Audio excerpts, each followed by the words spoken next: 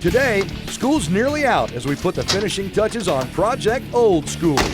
We'll stain the bed floor and do some old school engine turning before adding new glass. Then, it's chrome, chrome, and more chrome as we take you on a trip to show you where all our custom shiny stuff comes from. It's all here today on Trucks.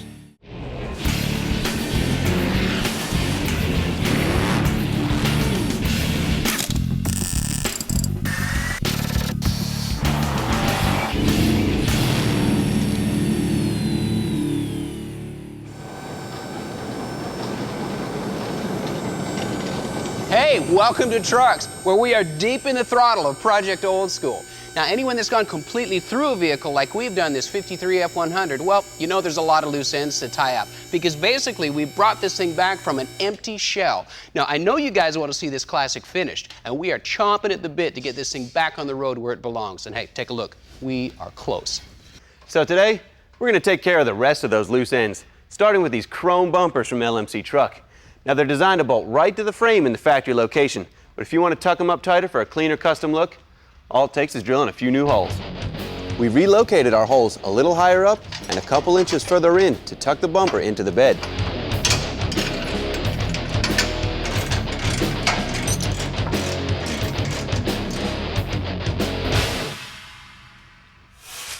But now this front bumper presented a little bit more of a challenge because the original bumper arms are long gone. And what was holding up the bumper when we got the truck, well, that was made for a homemade bumper, so that wasn't going to work either. So Ryan went to work and fabricated us up a set of mounts that not only center the bumper better than what the factory did, but incorporate a tried and true custom technique that tucks the bumper in tighter to the bodywork, just like out back.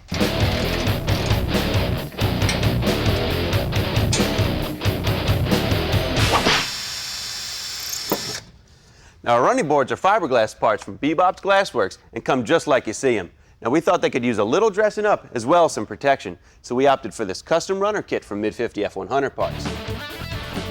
All you have to do is cut them to length and they mount on top of the ribs of the running boards. It just takes drilling a few holes and the change is pretty dramatic. Step 2 is pushing the rubber inserts into the rails channel. When you're restoring a vehicle, or as in our case, paying tribute to the original style, the idea is to retain the character of the original truck. Well, with parts more than 50 years old on our truck, we just had to find a place for quality replacement parts. Well, Max Antique Auto Parts has one of the best reputations around for quality original replacements. Like this new chrome V8 grille emblem, door strikers, window cranks, inside door handles, and a complete set of door weather seals. Now, we're doing something unique with our glove box, but if you're going back original, they also make an original glove box liner. And these window channel runs and weather seals, they'll make your windows close like they're brand new.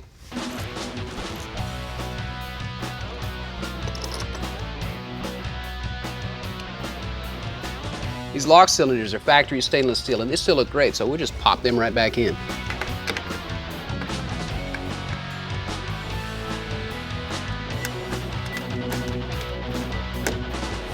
We also picked up a new set of outer door handles and body gaskets from LMC.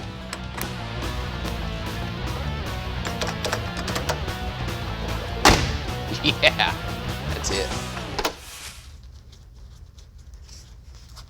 These weather seals obviously keep moisture and any unwanted breezes out of the cab, but they also prevent metal and metal contact between the door frames and the cab. It's pretty simple to apply. You just put your adhesive on both surfaces, wait for it to tack up, and then press them together. I always like to reach for the black adhesive, even though it comes in different colors, because, well, I just think it looks better. Now check out this cool spot we've got picked out for our AC controls. It's just a simple metal bracket. We fabbed out a 20-gauge steel and screwed in place the original glove box. We've even got room for a radio to go in here. Now here we painted the dash and the interior the same flat black base clear as we did on the outside. And while this looks great, it could use a little dressing up. So we thought we'd get a little creative and do some old-time styling on some aluminum called jeweling, or what most people know as engine turning. Now we start with this flat 2-inch by 1/8-inch aluminum stock I picked up from a local metal supply. And using these turning dowels we got from the Eastwood Company, I started to make a pattern. It just takes a light touch to make a swirl on the aluminum. You can experiment to find a pattern you like before committing to your actual parts. For a more precise pattern and a professional look, use a jig as a guide.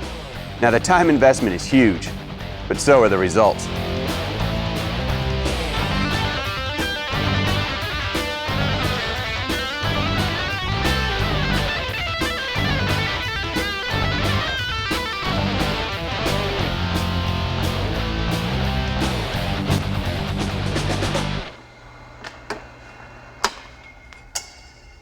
Now here's what you're going to end up with when you're all done. Something that looks great and is totally custom.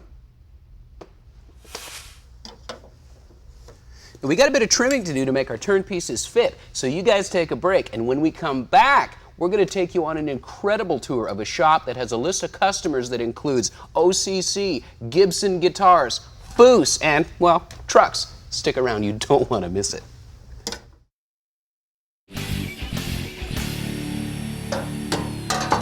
Hey, welcome back to Trucks. Chrome is as much a part of hot rodding as the smell of burning rubber, and it's also a great way for us to individualize our trucks, make them truly our own.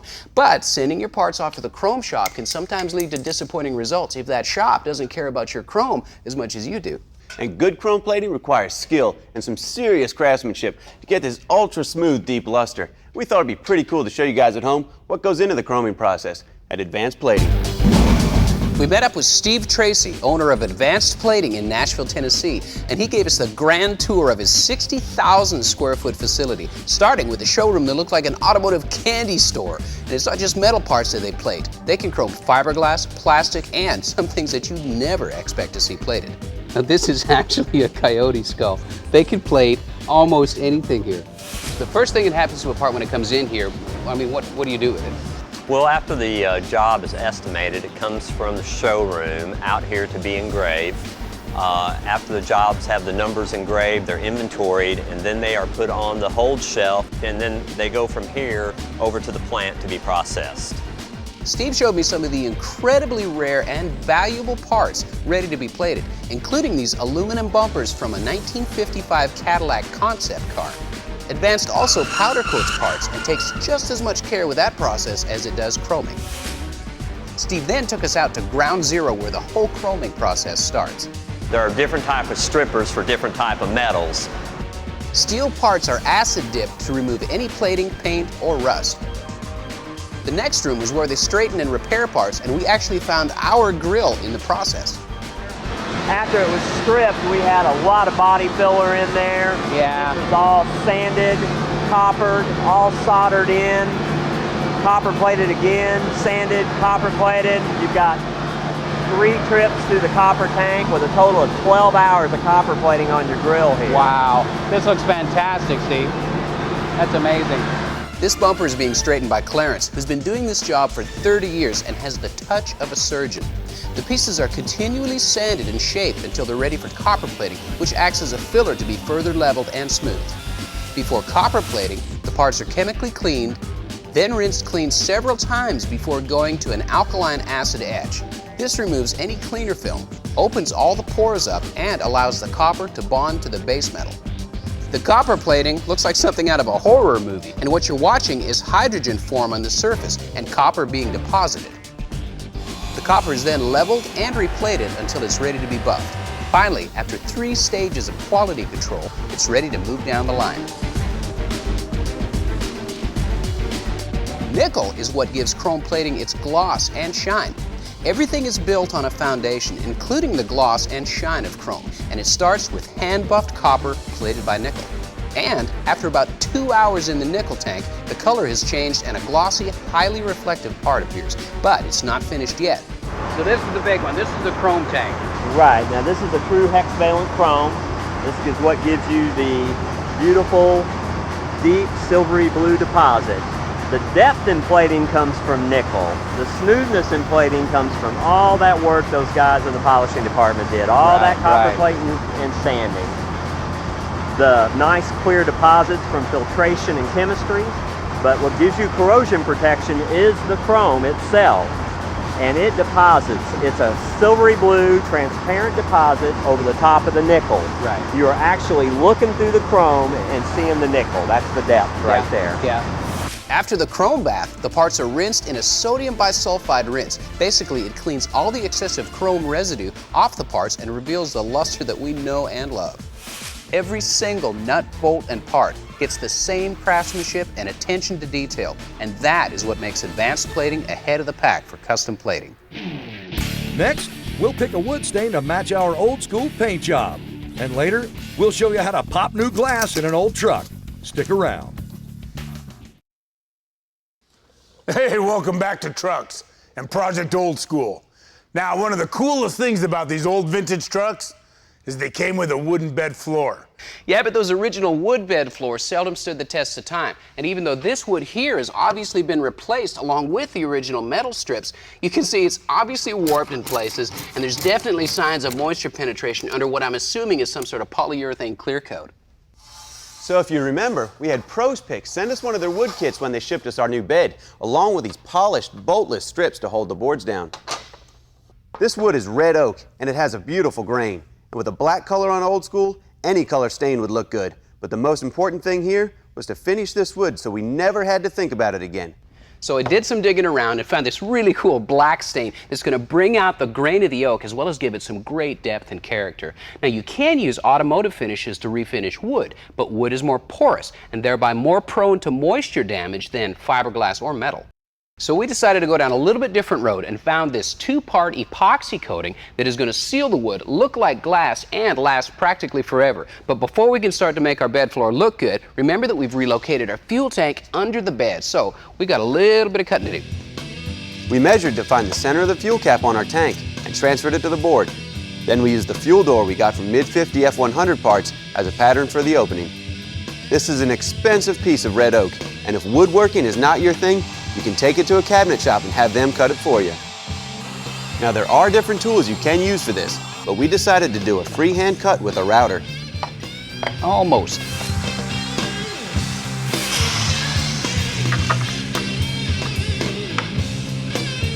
There it is. Now we can prep the wood. We're using 320 grit paper and a soft face sanding block. Sand with the grain, not against it. And stay away from DA sanders. The pattern they make can map through your stain and show through your top coat.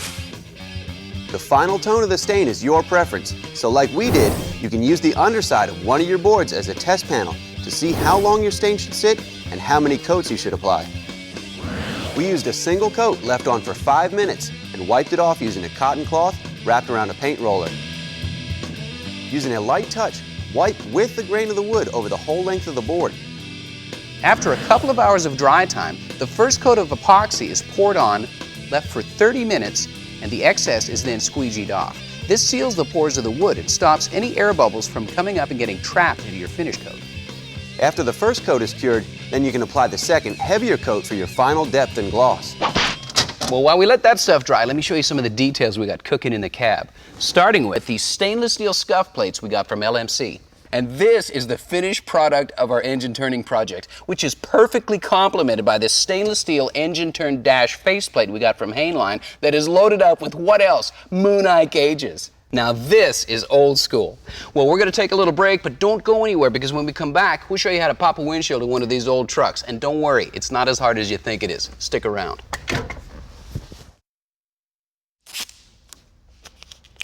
Hey, welcome back. Now glass in your truck can be as intimidating to work on as it is important.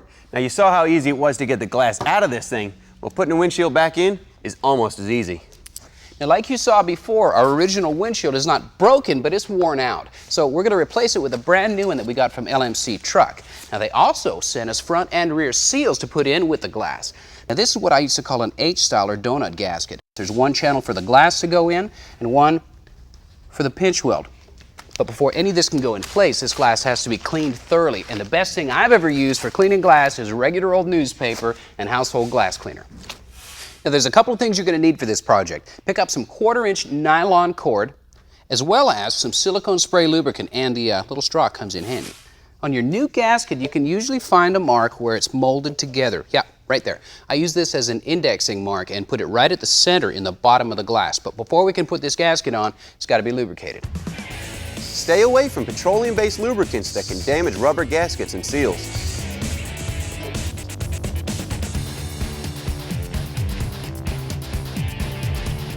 Touched it. There it goes. There it is. Use the same silicone lube on your rope before you insert it into the inside of the seal. Okay, with the rope lubed up, we're going to start in the center at the bottom and leave yourself a pretty good tail. I'll show you why in a minute. You just want to tuck your rope inside the weather strip channel. Make sure you keep your gasket steady too.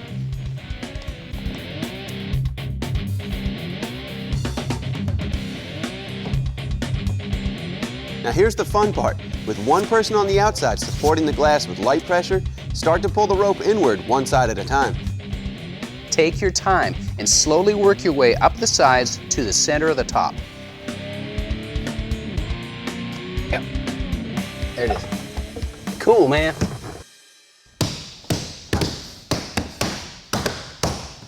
Yeah, no kidding, this is actually the last step in seating this glass. This is actually seating it all the way around the pinch weld. Open hand, take your rings off too. The rear glass uses the same process, but is installed from the inside of the cab.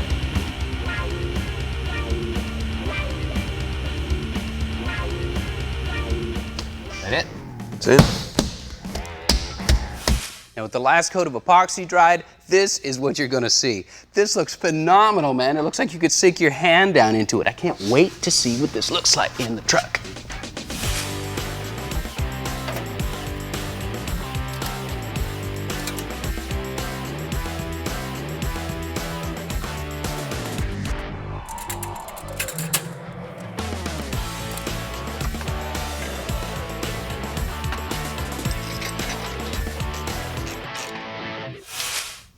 Well, that finishes up the bed, and that looks sweet. Man, it really does. And with the glass installed, we can finally take Old Skool out on our maiden voyage. So the next time you guys see Project Old Skool, it's graduation day. We take this thing out and put it through its paces and turn a few heads along the way.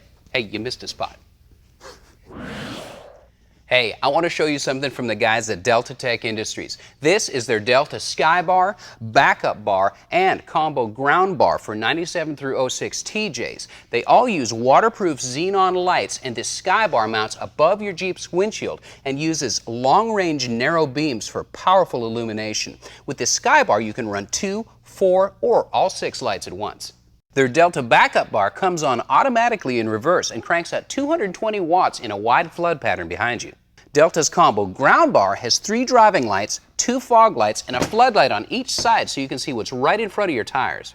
You can run each light group separately, and it bolts right up to your front bumper using the existing bolts. The Combo Bar runs you about $750, their Backup Bar about $650, and the Sky Bar about $870. Thanks for watching Trucks. See you guys next week.